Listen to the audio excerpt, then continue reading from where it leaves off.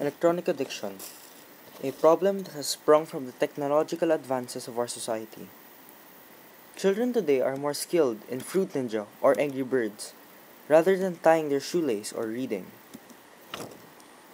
Teenagers spend more time in front of their Xbox or PS3s rather than in front of their books studying or outside playing.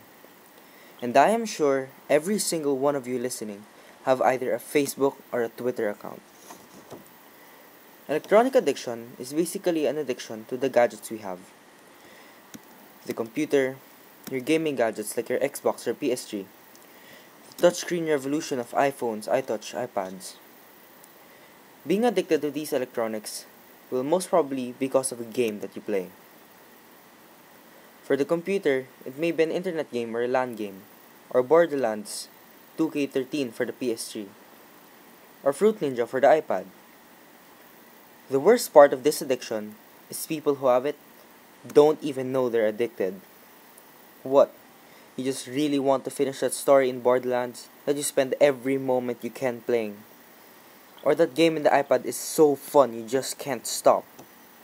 My friend, you're an addict, and we have to change that. Now, if you're an addict, I'm 100% sure your parents are constantly telling you to stop playing and go do something else. And I'm sure that you just shrug them off and continue playing. This is what you call stubbornness. But don't lose hope. You know another person that was stubborn? Father Abraham. He was very stubborn and he wouldn't have faith in God. Whenever he entered the kingdom, he would pretend that he and his wife Sarai were not married. So the ruler of that kingdom wouldn't kill him to get her. He didn't trust God that he could protect them. He was stubborn enough to do it his way instead of God's way. But in the end, his faith in God matured. God asked him to sacrifice his only son, and he sadly accepted because he had faith that God had a plan. And good thing he did, because moments before he was about to kill his son, God stopped him. And because he made this change from being stubborn, he had a better outcome. In the same sense, if you get out of this addiction, you will end up with something better. So from the story of Abraham, we can say that faith is trust. Faith is trust because God told Abraham to leave everything behind and travel to a new land. Abraham trusted God and did what the Father asked him to do. Faith is also absolute. Abraham totally had faith in God that he would deliver in his promise. Just like Abraham, you must totally trust the promise that there is a better life outside the virtual world. Faith is also maturing. At the start of Abraham's journey, his faith in God was still wavering. But later in his life, when he was asked to sacrifice his beloved son Isaac to God, he had faith that God had a bigger plan. Now God in Abraham's story was also a loving God.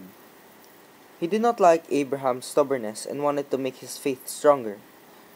He didn't like it because God loved Abraham.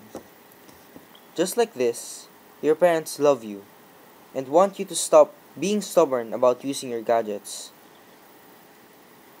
God was also very caring. He knew that Abraham loved his son. So just before Abraham was about to sacrifice his son, God stopped Abraham from finishing the command. And finally, God is also a faithful God.